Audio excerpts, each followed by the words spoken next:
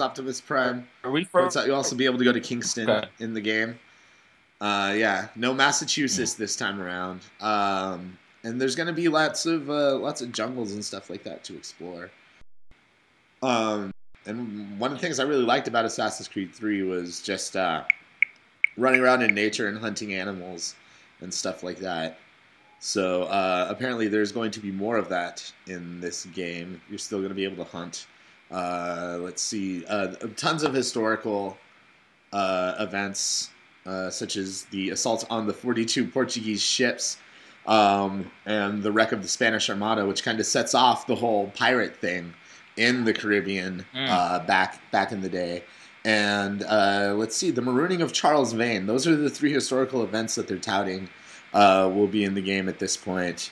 So let's see. We'll see what happens with that. But are you familiar with any of those things, Bobby?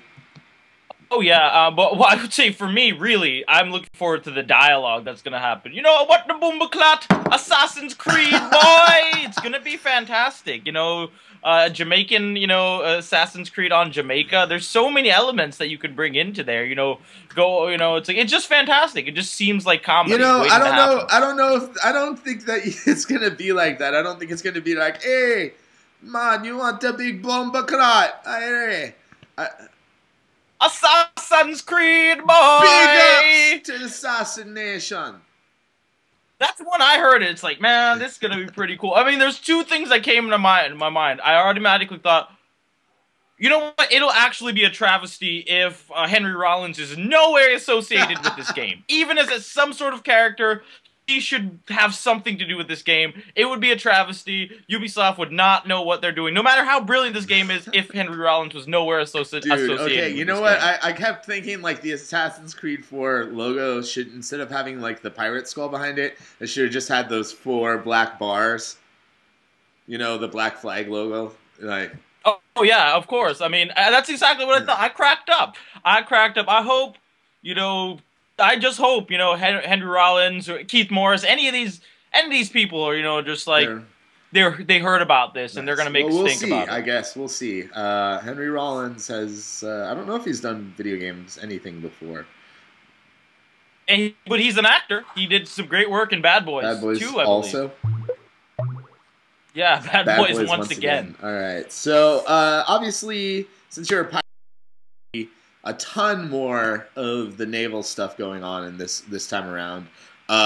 Your crew is going to play a much larger role than they did in the last game.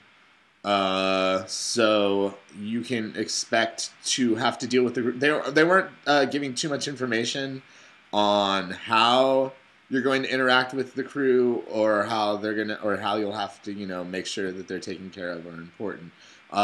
Just that those mechanics are going to be in there, and then your ship is your ship through the entire game, and it is the Jackdaw. So you're the dread pirate Edward, I guess, with the Jackdaw, and you're gonna be able to do the updates and things like that, and go around upgrading your ship and making it better and strategizing more. Combat. Like, the naval combat's going to be in an open world environment, though, this time. So you could just be, like, cruising and see a ship that you want to attack, and all of a sudden, like, another patrolling ship comes along, sees that you're attacking the ship, and then joins in the battle. So now you're fighting a trade ship, and you're fighting, like, a naval vessel at the same time. Boarding is going to be more fluid. You're going to have a ton of options as to how you board ships. In Assassin's Creed 3, that was all automated for you, right? Yeah. I do say this is actually a good step in the right direction for the franchise, because, I mean, I don't know how you felt about the last one. It was cool. It had some unique elements to it, but this just seems like they're actually making a brand new game, adding to the franchise, and it could have been its own thing altogether. Assassin's Creed Black Flag could have been its own standalone franchise. Yeah, absolutely. I think this definitely could have been like a spin-off, like Brotherhood or Revelation, but I think it's smart to make it its own thing and try and carry the title forward. The other thing that's really interesting to note about this game is like you're not going to be Desmond this time around. You're gonna be a random person, and you're gonna be using a new form of the Animus, an updated form of the Animus, through Abstergo Entertainment, which is an offshoot of Abstergo Industries. So now people can go back and relive the lives of people that they aren't necessarily related to. In like the future's kind of progress. I don't know. Did you beat Assassin's Creed 3? I'm there. I'm actually looking to beat it because I want to play the Tyranny of King Washington. I'm on that timeline of beating it. Yeah. So instead of it being a random person, it's just you. The player is the person using the Animus, so to speak. So I'm curious if we're gonna have any more modern day missions now, though.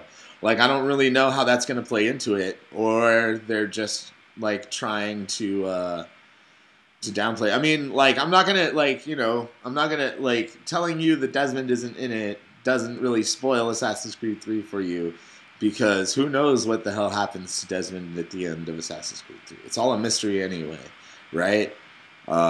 So he might come back, and Assassin's Creed 5. He might come back in the middle of Assassin's Creed 4. I'm really thinking that like they're gonna do something interesting with the Desmond character, but as always, as with just about every video game franchise nowadays, they always leave things very open-ended at the end of their games.